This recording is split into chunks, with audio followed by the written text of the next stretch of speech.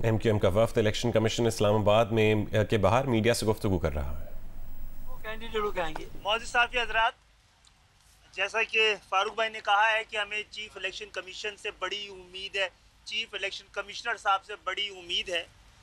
उम्मीद बहुत है लेकिन कमबख्त यकीन नहीं आ रहा है। और यकीन ना आने की वजह यह है कि उनके नीचे की जो टीम है वो कंप्रोमाइज्ड है।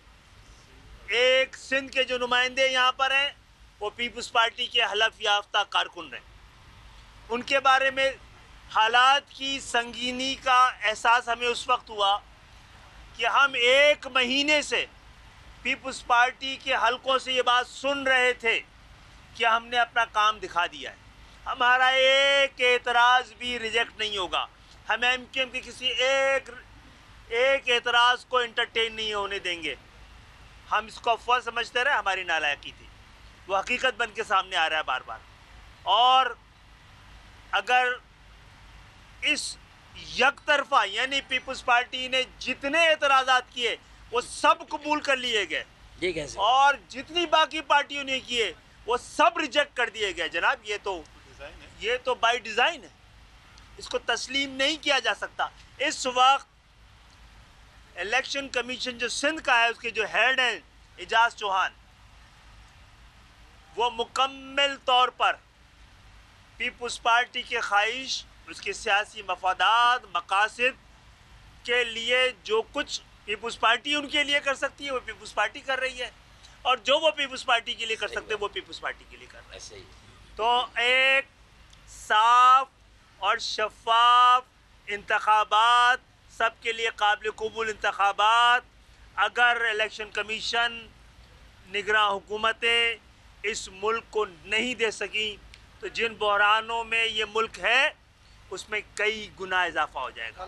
ये इलेक्शन आपके लिए एक बहुत बड़ा मसला बन जाएगा अगर इसकी शफाफियत ना हुई, और शफाफियत होती भी नज़र ना आए।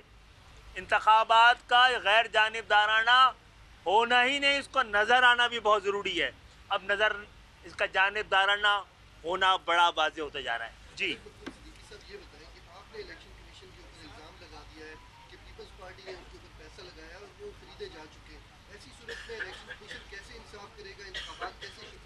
देखिए, दो बातें हैं।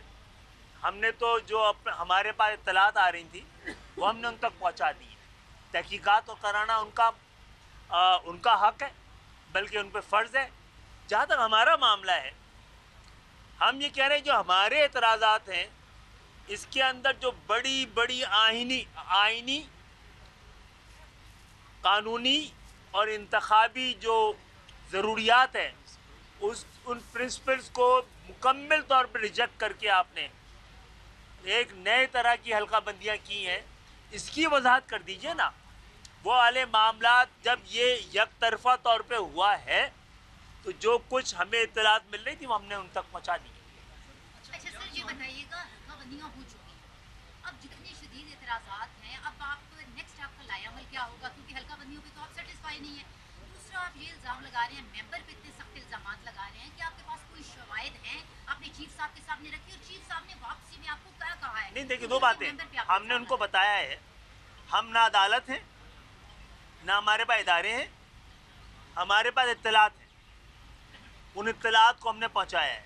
अब ये उनकी जिम्मेदारी है, ये हमारा हक और हमारा फ़र्ज़ है कि जो हमें इत्तलात मिलें और वो ख़दशात की शक्ल में तब्दील हो जाएं, ये ख़दशात अदालतों तक, इलेक्शन कमीशन तक पहुंचाना हमारा फ़र्ज़ है, वो हमने पहुंचा दी है।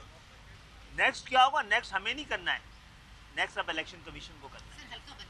हल्का बंदियों के हवाले से इलेक्शन कमीशन में हमने अपने एतराज़ात बता दिए और हमें लगेगा कि इंसाफ की कोई उम्मीद है तो हम दोबारा वहाँ पर सुओ मोटो का, जिस तरह जैसे सुओ मोटो के इख्तियारात जजेस को होते हैं, सुप्रीम कोर्ट के चीफ जस्टिस को, हाई कोर्ट के चीफ जस्टिस को, इसी तरह ये कोई मामूली इदारा तो नहीं है।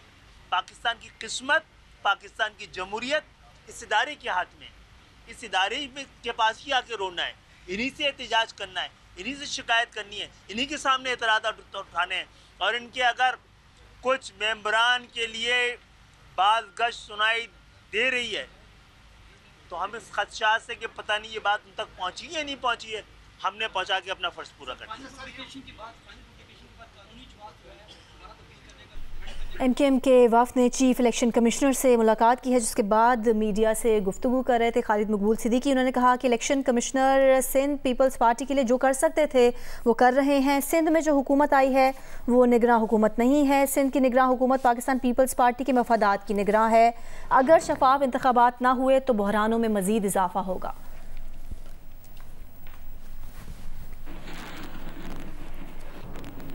और बजट में आम इंतखाबात के लिए मुख्तस रकम रिलीज़ न करने पर इलेक्शन कमीशन ने नोटिस ले लिया है। आइंदा इंतखाबात के लिए फ़ंड्स की अदम फरहमी पर सेक्रेटरी ख़जाना को इलेक्शन कमीशन में तलब कर लिया गया है।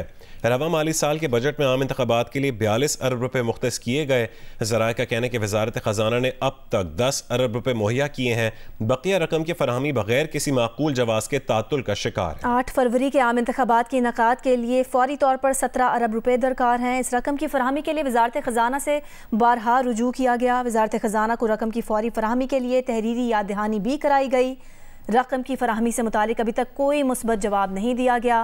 चीफ इलेक्शन कमिश्नर का रकम फरहमी से मुतालिक वज़ीर आज़म को भी आगाह करने का फैसला। रकम फरहमी से मुतालिक वज़ीर आज़म को आज तफसीली ख़त भी लिखा जा रहा है।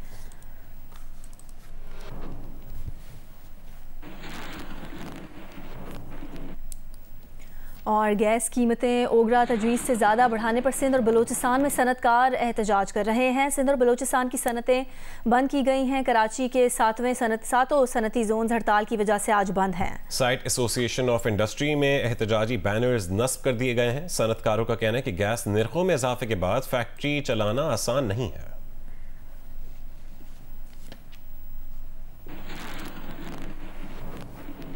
यहाँ आपको खबर दें, पाकिस्तान स्टॉक एक्सचेंज का 100 इंडेक्स 62,000 की सतह उबूर कर गया। पाकिस्तान स्टॉक एक्सचेंज में कारोबार का आगाज 665 पॉइंट्स इजाफे से हुआ। कारोबार के दौरान 100 इंडेक्स 853 पॉइंट्स के इजाफे से 62,544 तक जा पहुंचा। रवा साल 100 इंडेक्स में 52.78% इजाफा हुआ है।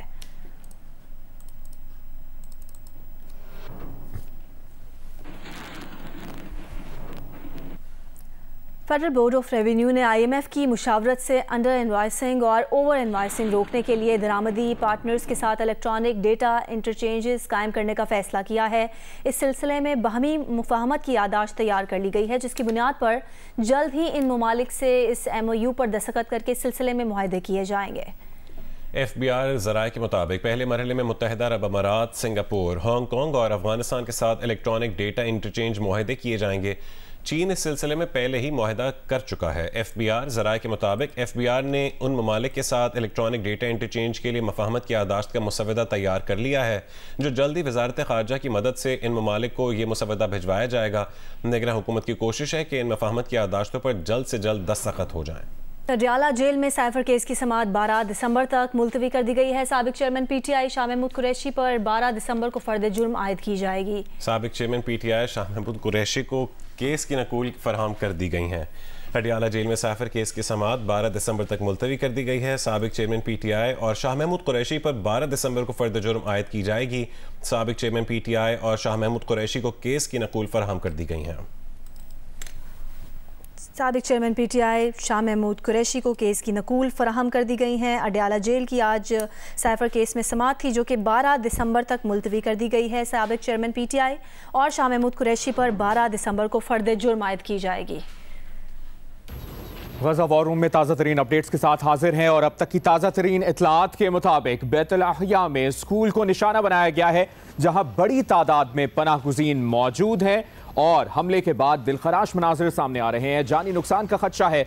इस्राएली फौज ने ज़मीनी कार्रवाई जनूबी गजा तक बढ़ा दी है। हमले शदीद हो गए हैं। शिमाली से जनूब तक इसराइल ने घरों पर बम बरसाए हैं। अस्पतालों के नज़दीक भी हमले किए हैं। रफा में 4 घर मुकम्मल तबाह कर दिए। 35 अफराद शहीद हुए हैं। खान यूनिस में महफूज समझे जाने वाले तिजारती मॉल पर भी हमला किया गया। मॉल में सैकड़ों फ़लस्तीनियों ने पनाह ले रखी थी। इमारत मुकम्मल मलबे का ढेर बन गई है। हफ्ते से अब तक गजा में शहदा की तादाद 800 तक जा पहुंची है। इसराइल ने फ़लस्तीनी मुज़ाहमतकारों से झड़पों में हलाक मज़ीद 3 फ़ौजियों की शनाख्त जारी कर दी है। कस्साम ब्रिगेड का कहना है कि शुमाली गजा में नाकामी के बाद इसराइल ने 70% फ़ौजी वहाँ से निकाल लिए। और गजा में इस्राएली बमबारी के नतीजे में 5 मंजिला इमारत के मलबे में फंसी बहादुर बच्ची की रेस्क्यू एहलकारों से इल्तिजा सामने आई। उसने कहा कि मुझसे पहले मेरे वालिदैन, बहन भाइयों और दादा दादी की मदद करें। उसने इल्तिजा की। 13 साल आलमा रेस्क्यू टीमों से इसरार करती रही कि पहले उसके घर वालों और बाद में उसे मलबे से निकाला जाए। ताज़ा तरीन डिटेल्स आपने जानी। आप जियो न्यूज़ के साथ रहिए।